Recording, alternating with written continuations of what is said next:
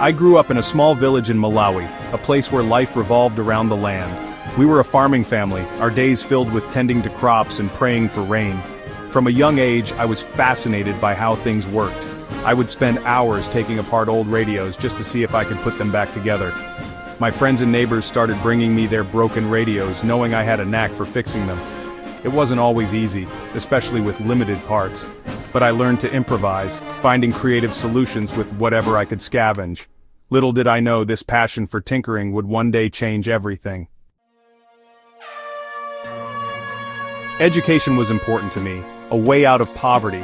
I loved going to school, learning new things and dreaming of a brighter future. But life had other plans. My family struggled financially and soon I could no longer afford the school fees. Being banned from school was devastating. I missed learning, the camaraderie of my classmates. I knew I had to find a way back. So I struck a deal with Mr. Kachigunda, the school librarian. I would help him with chores in exchange for access to the library. It wasn't ideal, but it allowed me to keep learning, to keep hope alive. Then, the drought hit. Our crops withered and died under the relentless sun. Hunger stalked our village and desperation filled the air. Malawi was in the grip of a famine, the worst we had ever seen.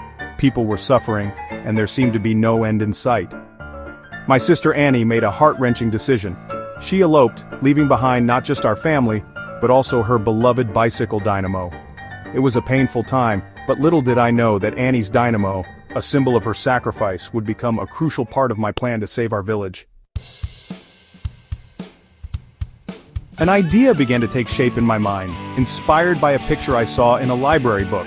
A windmill, a machine that could harness the power of the wind and generate electricity. It seemed impossible, a foolish dream. But the more I thought about it, the more determined I became.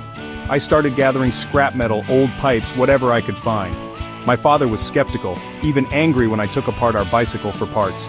"We need that bicycle," he argued. But my mother, seeing my determination, convinced him to let me continue.